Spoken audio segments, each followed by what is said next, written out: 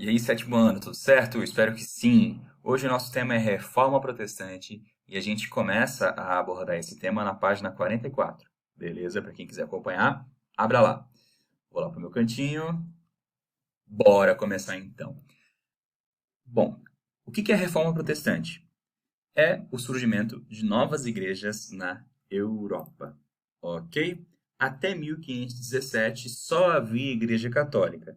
De 1517 em diante, então, novas igrejas surgem. E por que que isso acontece? Bom, a igreja católica estava em crise devido ao crescente poder dos reis. Os reis, que se tornaram reis absolutistas, queriam poder controlar as leis, os impostos e ter poder sobre tudo em seu território. A igreja naquela época decretava leis em alguns feudos, cobrava impostos e tal. E os reis absolutistas não querem mais permitir isso, eles querem poder controlar tudo. A burguesia também é contra a igreja, porque a igreja proibia a cobrança de juros em empréstimos, era o pecado da usura, e a igreja proibia a obtenção de muito lucro na venda de produtos. E a burguesia quer poder ter lucro e cobrar juros de seus empréstimos. Então, tanto os reis como a burguesia estão contra a igreja. Dentro da igreja também havia problemas. A simonia, por exemplo. O que é simonia? Venda de objetos religiosos considerados sagrados. Esses objetos são chamados de relíquias religiosas. Aqui embaixo eu coloquei alguns exemplos. Bom, o que a igreja fazia naquele momento? Pegava um pedaço de madeira e dizia que esse pedaço de madeira era da cruz de Cristo. Pegava um espinho e dizia que esse espinho estava na coroa de Cristo. E vendia esses produtos para as pessoas que acreditavam que fossem verdadeiros a preços altíssimos. Porém, os produtos todos eram fake. Então, muita gente comprava simonia da igreja, indulgência, venda do perdão dos pecados. A igreja vendia o perdão dos pecados, e até mesmo para quem já morreu. Por exemplo, um parente que já morreu poderia ter os seus pecados perdoados se algum membro de sua família comprasse uma indulgência para ele. Corrupção. Enriquecimento, desobediência, dogma são as regras que a igreja tem que não podem ser desrespeitadas, né? Então, dentro da igreja, muitos padres, bispos, enfim, eles estavam enriquecendo, vivendo uma vida de luxo, até mesmo casando, tendo filhos e tal, enquanto a população vivia na miséria, certo? Então, veja que a igreja católica, nesse momento, passava por um momento de crise. Até o Papa Francisco recentemente concorda com essa observação. Olha o que ele disse numa entrevista. Ele disse que naquela época, vemos que a igreja não era propriamente um modelo a imitar. Havia corrupção, havia mundanidade, havia apego ao dinheiro e ao poder. Então, o próprio Papa atual, né, o Papa Francisco, ele olha para aquela época da Igreja Católica e percebe que os homens que comandaram a igreja eles não estavam muito sintonizados com os ensinamentos verdadeiros de Cristo, né? Ainda bem que isso mudou. Muito bem. Quem é que foi a primeira pessoa a lutar de verdade contra isso daí? Lutero. Lutero é esse rapaz que era um padre e professor de teologia na cidade de Wittenberg, na Alemanha.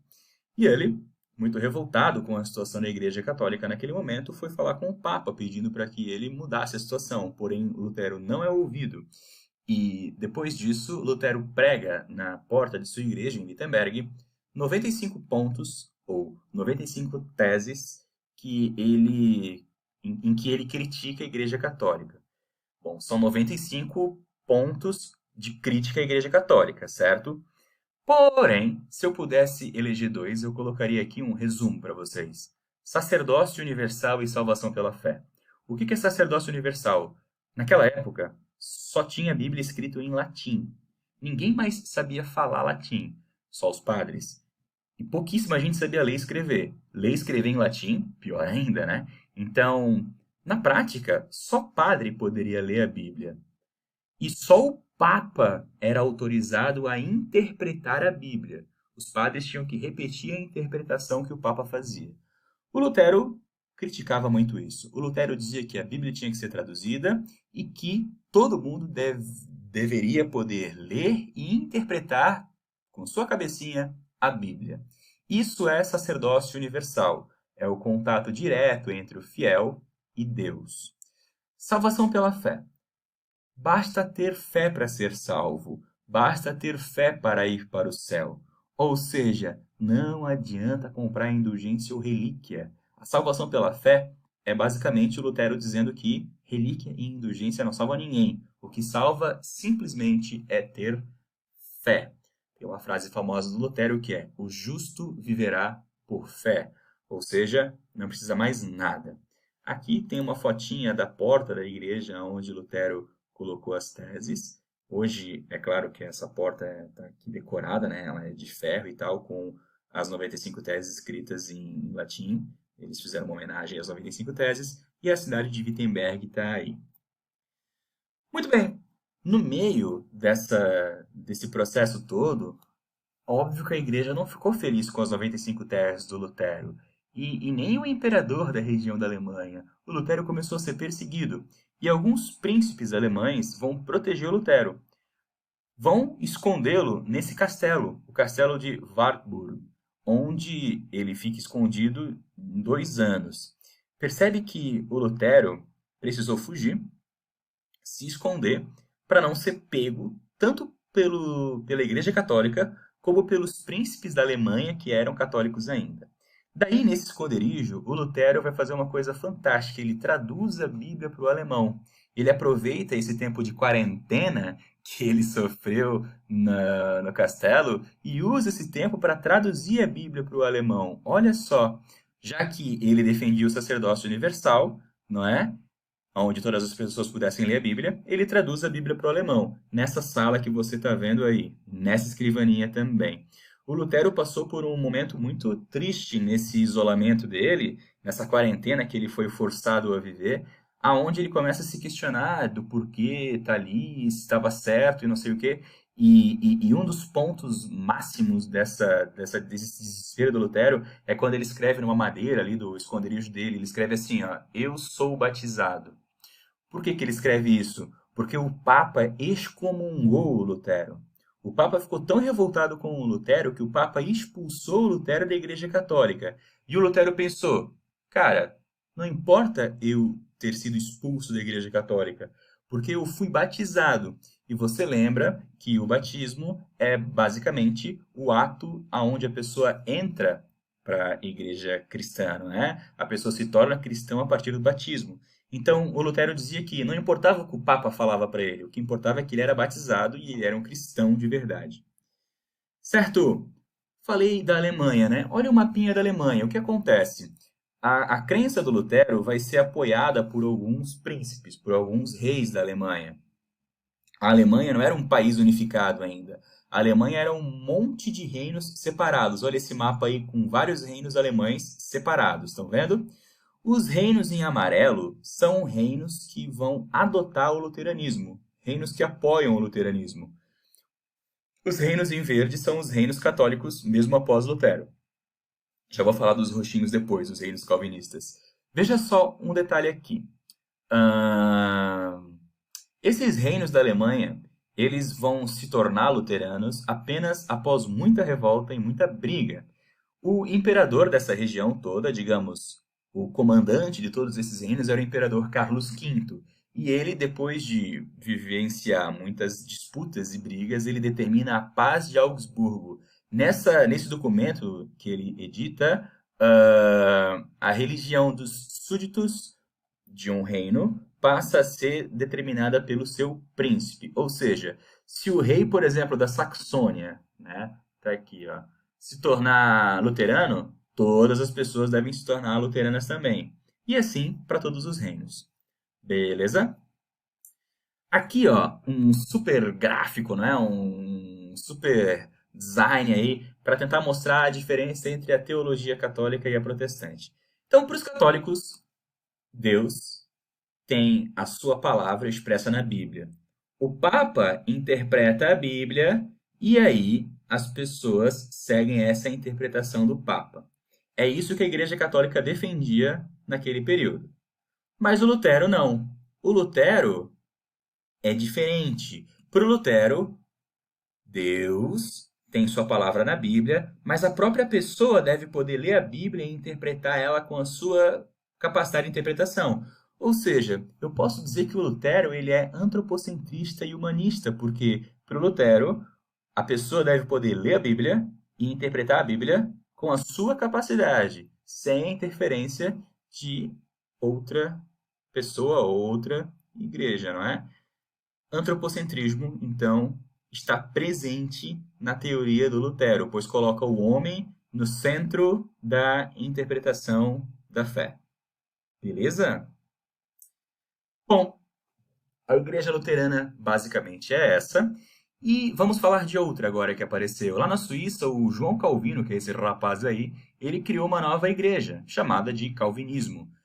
Basicamente, o calvinismo copia Lutero, mas adiciona algumas coisas. Por exemplo, a teoria da predestinação absoluta. Para o Calvino, todo mundo nasce com o seu destino escrito.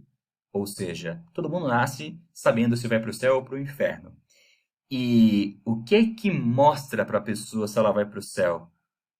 A obtenção de lucro. Ou seja, para o Calvino, se uma pessoa tem lucro durante a vida, é óbvio, ela vai para o céu.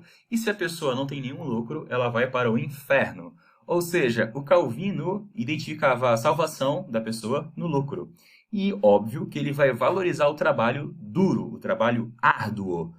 Bom, para o Calvino, o valor mais importante de todos é o trabalho. E quem trabalha tem lucro. Por isso, só vai para o céu quem trabalha. Se tu for um preguiçoso, não vai para o céu. Beleza? Calvinismo, basicamente, lembrem da doutrina da predestinação absoluta. Anglicanismo, tá aí o Henrique VIII, rei da Inglaterra. O Henrique VIII, rei da Inglaterra, ele vai ter uma jogada política muito interessante, pois ele quer controlar tanto a política como a religião de seu país. E também ele queria separar-se da primeira esposa, pois a primeira esposa não estava conseguindo dar um filho homem para ele. Ele queria muito ter um filho homem. Então, em 1534, ele decreta o ato de supremacia. Nessa lei, nesse documento que ele decreta, acontece a separação da Igreja Católica com o governo inglês. E nesse momento também Henrique VIII cria uma nova religião, também uma religião protestante. Essa religião vai se chamar anglicanismo.